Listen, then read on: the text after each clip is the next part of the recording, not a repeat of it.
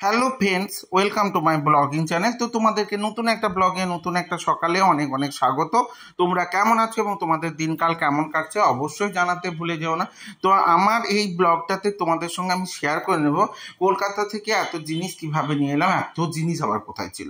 পাপায় উপনয়ন বা পৈতে তার জিনিসপত্র সত্যি একটা বিয়েকে হার মানিয়ে যাবে। তো বিয়ের ক্ষেত্রে যত জিনিস কিনতে হয় উপনয়নে মনে হয় তার থেকে বেশি জিনিস কিনতে হয়। এত এত নিয়ম, এত কিছু সব মিলিয়ে আমি পুরো ঘেঁটে আছি, পুরো ঘেঁটে কারণ আমি ভাবতেও পারিনি যে এতটা চাপ নিতে হবে। তো পুরোটা নিয়ে আমার এত পরিমাণে টেনশন হচ্ছে বলে বোঝাতে পারবো না। সত্যি সত্যি সব কিছু ঠিকঠাক মেনটেন করতে পারবো তো, সব কিছু ঠিকঠাকভাবে সম্পূর্ণ হবে তো, এরকম ভাবতে ভাবতেই আমার দিনকাল কেটে যাচ্ছে। তো দেখো আমরা কেমনভাবে কি সমস্যায় পড়লাম আর কিভাবে এত জিনিস নিয়ে এলাম সেটাই তোমাদের সঙ্গে শেয়ার করে নেব। আমি চলে গেছিলাম হুলোদার বাড়ির কালী পুজো অ্যাটেন্ড করতে, তার জন্য 3 দিন আগে থেকে গেছিলাম। তারপরে মৌলিও চলে গেছিলো, পাপায় চলে গেছিলো। তো সব মিলে হুলোদার বাড়ির অনুষ্ঠান তো কেটে গেল এবং আমাদের অনেক কিছু জিনিস থেকে গেছিলো। জিনিসপত্র বলতে আমরা পাঞ্জাব গেছিলাম, ওখানে বেশ কিছু শপিং করেছি, 2টো বড় বড় ব্ল্যাঙ্কেট বাজার করেছি, তার সঙ্গে সঙ্গে পাপায়ের জুতো, মৌলির জুতো, এই করে অনেক কিছুই বাজার করে নিয়েছিলাম। আর তার সঙ্গে কিন্তু এর পরেই ছিল কি বলতো, এরপরেই ছিল কলকাতায় যেসব বাজার পাপায়ের অনুষ্ঠানের জন্য করেছিলাম। অনুষ্ঠান বাজার বলতে কি বলতো, পোশাক আশাক এরকম বেশ কিছু জিনিস আমরা কলকাতায় কিনে নিয়েছিলাম, সেগুলো সবই কলকাতা ফ্ল্যাটে রাখা ছিল। তো সব জিনিস তো নিয়ে আসতে হবে। তো তার জন্য আমরা অনেক দিন ধরেই পরিকল্পনা করছি কিভাবে নিয়ে আসা যায়, কি করা যায় কি করা যায়, এই ভাবতে ভাবতে দিনকাল চলে যাচ্ছিল, কিন্তু কোনোভাবেই জিনিসপত্র আনা হচ্ছিল না। তখন ঠিক করে নিলাম আমরা জিনিসপত্রগুলো তো নিয়ে আসতে হবে, তো গাড়ি ঠিক করে নিয়ে আসবো। তো গাড়ি ঠিক করে নিয়ে আসবো ভেবে তো গাড়ির সঙ্গে কথা বললাম, গাড়ি বললো সারাদিন গাড়ি থাকতে গেলে 5,000 টাকা নিয়ে নেব।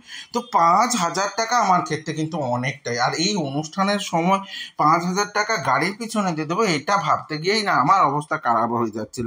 তো তখন কিছু করার নেই, গাড়ি করে আসবো এবং সবটা নিয়ে আসতে হবে। তো সবটা ভেবে আমি ঠিক করলাম না বাসে করে নিয়ে আসবো। তো বাসে করে নিয়ে আসার জন্য কিন্তু প্রথমে ঠিক করেছিলাম আমার ফ্ল্যাট থেকে হেঁটে হেঁটে নাগের বাজার থেকে গাড়ি করে মানে বাসে করে চিড়িয়ামোড় থেকে বাসে করে আমার বাড়ি পর্যন্ত। তো প্রথমেই ভাবলাম যে আমাদের বাসে মানে আমাদের যে বাসগুলো যায় তো তাদের সঙ্গে চেনা পরিচিত আছে, লাগেজ নিয়ে যেতে কোনো প্রবলেম হবে না। কিন্তু চিড়িয়ামোড় পর্যন্ত যাব কি করে, ওখানে তো কলকাতার বাসে সহজে সবাইকে নেবে না, বা এত লাগেজ দেখলে তো নামিয়ে দেবে। তো এরকম ভাবতে ভাবতে ঠিক করলাম একটা ওলা বুক করে ফেলি।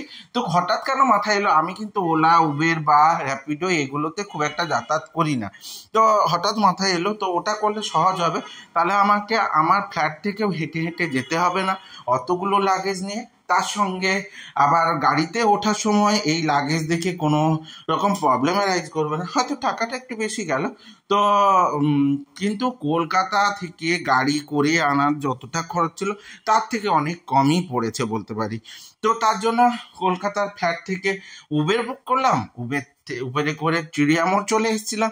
চিড়িয়ামোড় থেকে কিন্তু আমাদের যে বক্সার বাস আছে, বক্সার বাসে করে আমি কিন্তু সমস্ত জিনিসপত্রগুলো নিয়ে চলে এসেছিলাম। আমার এই যে মাথায় এলো, মানে এর জন্য আমি সত্যি থ্যাংক টু গড। এরকম কনসেপ্ট আমার খুব সহজে মাথায় আসে না, কারণ এত লাগেজ নিয়ে আমি বাসে ট্রেনে করে যাতায়াত করেছি, খুব প্রবলেমে ফেস করেছি আর খুব মানে কষ্টও পেয়েছি।